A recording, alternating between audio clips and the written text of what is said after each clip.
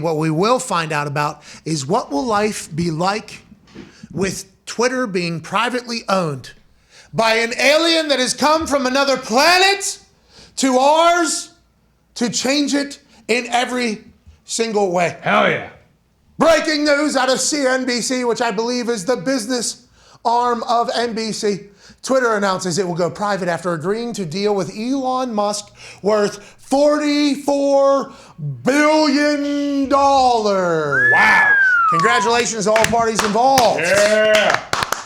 Now, Elon did start Twitter fingering his way into this conversation because of his lack of trust or respect for the way that Twitter has been operated, because Elon uses Twitter on a very regular basis. Elon is a very good Twitterer, and I think Elon has massive amounts of respect for the platform that is Twitter. Now, whenever he started putting out polls on whether or not he should fucking just buy this thing, that is when I really started being enjoyed by the process of a $44 billion purchase seeming to have started by a troll, and a troll fashion now happening. Now, it depends on who you listen to here, because there were people that were not happy about the thought of Elon Musk buying Twitter. Yes. Nope.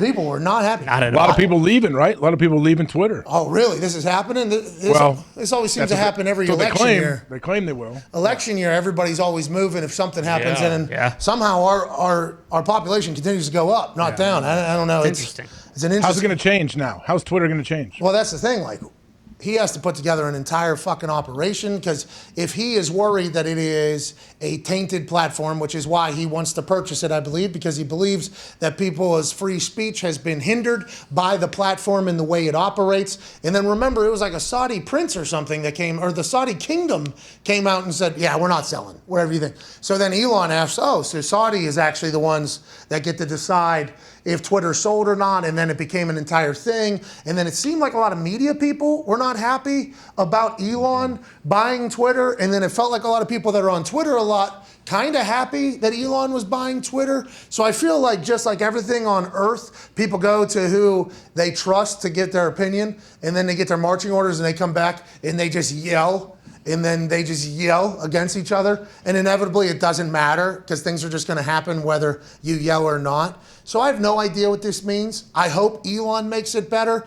But there's a lot of people that are pissed off about it that I did not see coming out. And that really took me by surprise, that Elon buying it, a man who's made his home in America, a man who has built like 7 or 8 different billion-dollar ventures, who has been very successful, who has invested in Twitter, him owning it would be bad. I guess they just think you could control what gets out there if it's privately owned instead of publicly owned, but hasn't that already been happening? I don't know. I'm very confused by it all, AJ.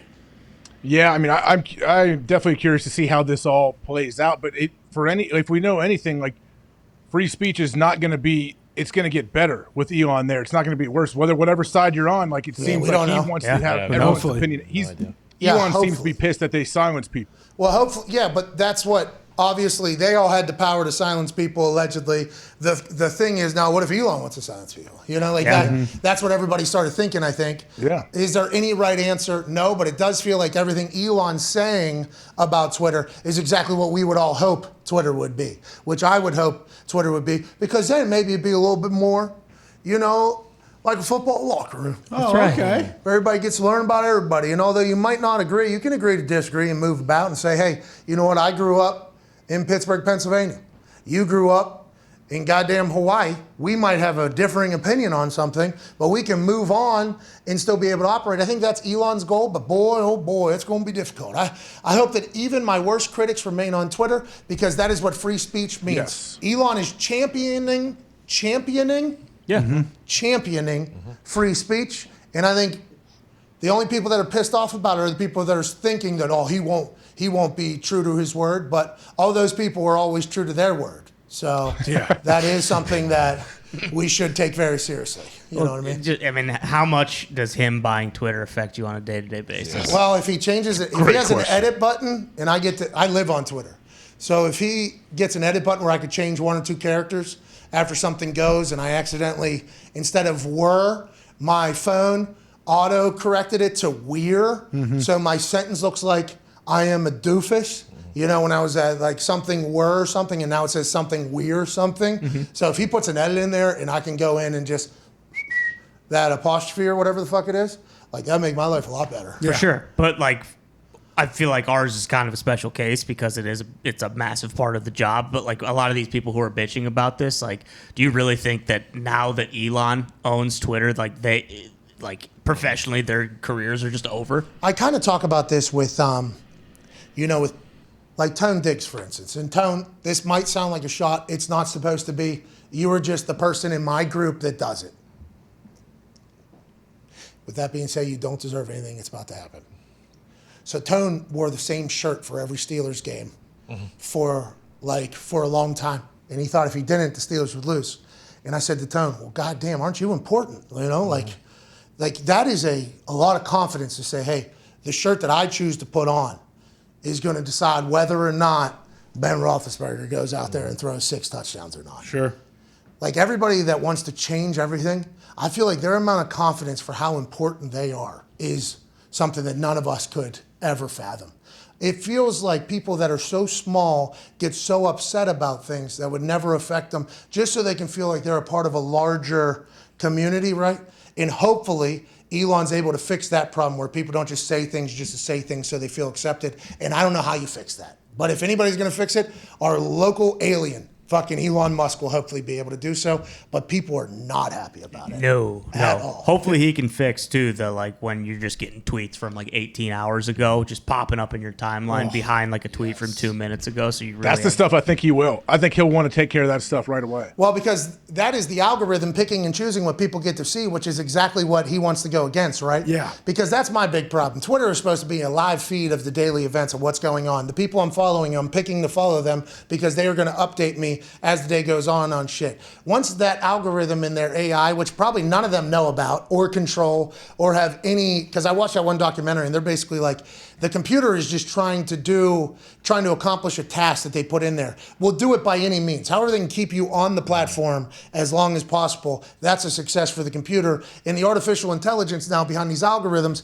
figures out shit to do, right? It figures out what to do by itself. So whenever you ask some of these people at these companies, allegedly, this is like a former Google exec, a former Amazon exec, I think, and a former maybe YouTube or maybe, I don't know. They had a bunch of execs on there that they don't even understand what the fuck the algorithm's doing. They're like, oh yeah, the algorithm just kind of does what it thinks is best. So whenever like these tweets started showing up from 2 days ago, like, hey, you haven't seen this. I guess it's because those tweets performed well, but Twitter is supposed to be an active place. Right.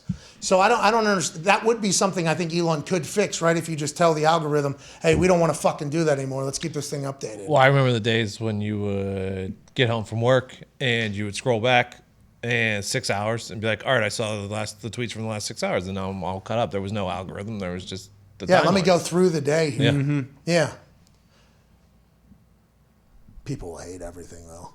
Any change to anything. Even if it's better. If he could stop people from giving their opinions on there, it'd be great. It's a political thing. That's why people. There's sides to it. Everyone they assume Elon's on the side. I'm sorry, Diggs. I didn't hear you. No. What did he say? Well, he said if he could stop people from giving opinions, I think is what he said, right? That's what Twitter is, though. Yeah. That's kind of what he's completely against. That's what he wants to preserve. But I guess people much smarter than us are all mad at him. And you're saying it's because of political power reasons? No. I think everything's political. Everyone views Elon as on some certain side and the other whatever, which I don't know what side Elon is on. He's not from here. He wasn't born in America, but I don't know. I did see his new Austin Tesla Gigafactory. That thing looks like it's the size of Rhode Island probably. It's gigantic. Hey, Rhode Island, pretty good state, but if I can buy a car that's the size of Rhode Island, I think I'll hop in, especially if I'm saving the world, which was what Elon Musk's latest beef was with old William Gates, because William Gates bought a short on Tesla. Oh, this was awesome, man. Awesome. Basically betting that Tesla would stink and fail. And Bill Gates is supposed to be this big save the world guy, but he was banking and betting and putting a large amount of money on Tesla, which is transforming the entire usage of gas and oil and everything, I think, in the cars while making cars faster than any car in history, quicker than any car, most efficient car in history. Yep. And Bill Gates was betting against it, and Elon Musk seen that, and he know, this guy is supposed to be for the world, but he's betting against us. We'd be doing more for the world than anybody else. And then he gets on a Twitter beef with Bill Gates. Yeah. He's loose on there. I appreciate it. It's awesome. I mean, the fact that he just can all of a sudden say, hey, I'm going to buy this 44 bill. Here you go. I'm going to take it over like that. That's a pretty good move. How many different companies is he taking to $1 billion? I think 5. Is it 5? Did he start with PayPal? Was he one of those guys with them? Yeah. Yeah. And if he wanted to, he'd be able to, like SpaceX now is like the rocket ship company. Tesla, he just gave the patent away to everybody to build their own Teslas. Now every other car has, look at this new sleek, fast electric car. It's like, well, that's only because Elon said, hey, here you go. Yeah, Here's how you do it. Here's how you do it. Go ahead and take it. We got too much money, too many cars. We can't keep up with everybody. You try to buy a car right now, you'll get that in 3 years because we've sold too many of them. If you could help us out by making your own, that'd be fantastic.